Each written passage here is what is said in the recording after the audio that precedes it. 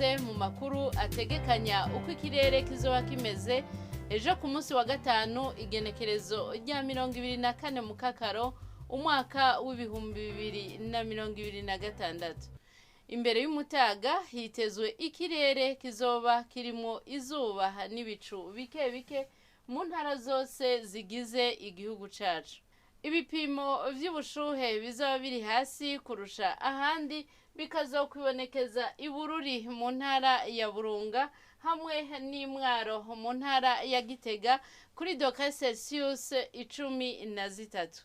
Inyuma y'umutaga hitezwe naho nyene ikirere kizoba kirimo izuba n'ibicu bike bike mu ntara zose zigize igihugu.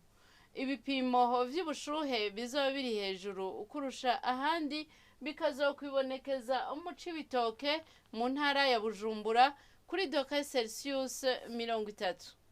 Hitezo yuko izuba rizoseruka igihe c'isaha 12 zirenga ko iminota 10 z'agatondo riheze rirenge igihe c'isaha 12 zirenga ko iminota 7.